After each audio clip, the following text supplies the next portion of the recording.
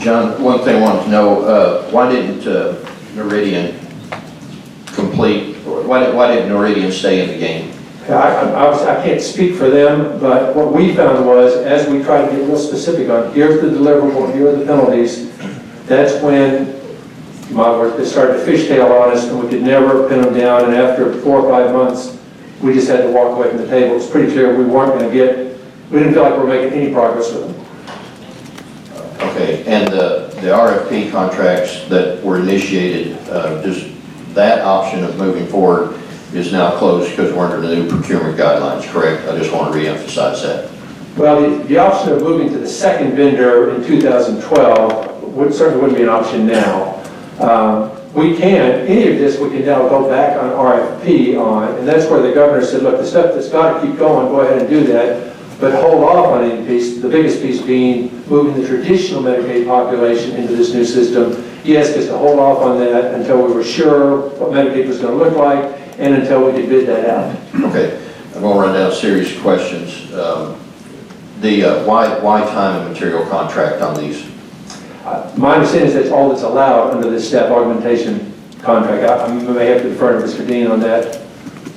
Okay, Jeff, you want to address that?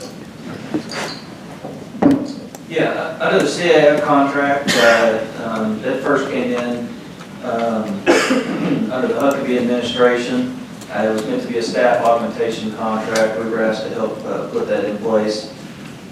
Initially, our role in that was really just the fiscal and making sure any statements of work under that met the state's terms and conditions. There's not supposed to be terms and conditions in the statements of work themselves that was governed by the contract. So there really wasn't any oversight as far as functionality or performance of that contract. That contract expires in August of this year. It's been through some renewals, obviously. That contract expires in August of this year.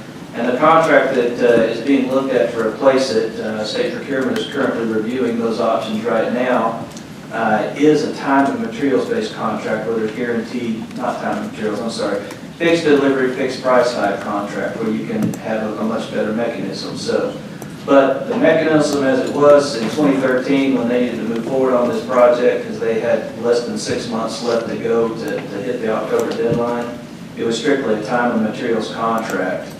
So there was no prime on it that you would normally see or systems integrator. The state went about trying to engage the different pieces of the puzzle and put it together and act as Meridian would have acted in the RFP type bid. So Was that the only way that the time and material contract, was that the only option at the time all this started, or was there another option and this was the one that was chosen? I wasn't involved in that procurement process, but to be honest with you, I think there was probably only 2 choices at that time. Doing a multi-million, tens of millions of dollars sole source agreement, which I think probably would have been frowned on at the time. That was the only contract that was in place that could have been leveraged at that point in time. Okay. And John, what was added to the contracts, and maybe the vendors are going to be able to enlighten us on some of this, but what was added to the contracts that drove the price up from the original amounts that were expected? It was largely, literally time and material. It was more systems engineers, more coders to do the work to deal with the changes that we were facing and the challenges. It was simply, what the vendors were telling us, in particular Engage Point, who was the lead at the time, was we've got to have more money for more people to do this work or we can't get it done. Okay, and did, when it started appearing that, those complications were going to drive the cost up, was there ever a point in time where it was weighed to say we need to pull the plug on this versus just we need to continue to push no matter what the cost is going to be? I don't recall any discussion of pulling the plug, because again, at the time, and I'm still not sure today, that anybody was aware of an alternative that was working better in another state where we could say, let's take that approach instead. We really felt like we had to try to make this approach work. Okay. Do you think before our next meeting, will be a follow-up meeting to this one, you've cited about CMS, and I've stated that we're giving the membership opportunity to collectively add a list of questions that we would ask of CMS, but can we get a timeline and a list of the requirements that CMS added that would have directly been attributed to driving up the cost of the project, plus the time delays that were initiated? Yes, sir, just, we put together a summary already of that. Would you like, I guess what level of detail would you like to have? Send out the summary that you've already got. All right. And then if you'll send it to Karen, then we'll forward it out to the membership and any members that would like to request it outside the committee. And then let's use that as a point of reference and let the members look at it and then we'll come back with questions. We should be able to get that to you next week. What we don't have on what I've got is the timeline, so we'll add the timeline to it to give you a sense of how these things occurred. Okay, a few others. Why did DHS not assign or seek a full-time project manager that was separate from those vendors on the ground delivering services as soon as the project became at risk? Well, we thought we could manage it ourselves. When we did the review, the Cognizant did the initial one that Representative Bell mentioned.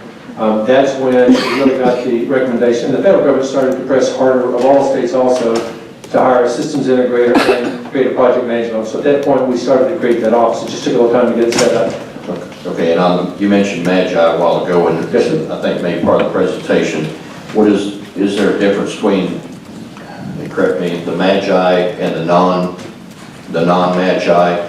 And Yes. what was actually required under the original when we started off, and why did we add the other along the way? So there's let me try, I'm not sure I got your question, but let me see if Talk this. about the Magi for just a second. Give us an education about the Magi and how it plays into all these vendors and what's coming. In Medicaid, we have over 60 categories of eligibility. Anything from, very low-income adults to different types of kids, like the TEFRA program, disabled kids, to aging, blind, and disabled. There are all these pregnant women, there are all these categories. They have various, some of them have the same eligibility, but some have different eligibility criteria in terms of assets and other things you would look at, or different income levels. The modified adjusted gross income was a new requirement that the federal government put in for most of the Medicaid population. It said you will now determine their eligibility based on their adjusted gross income. For the more expensive portions of Medicaid, they actually left the old rules in place. So for what are called the aged, blind, and disabled, the TEFRA kids, about probably 150 to 200,000 in general our most costly clients, people in nursing homes. Those rules are still in place where we check assets. We go back and look 5 years to see, if you've moved your assets so that you can get on Medicaid, that type of thing. But the bulk of the Medicaid population, including the expansion population, is now under these Magi rules. And those are what we had to have in place at the beginning of 2014, or really in October of 13, to be able to accept applications.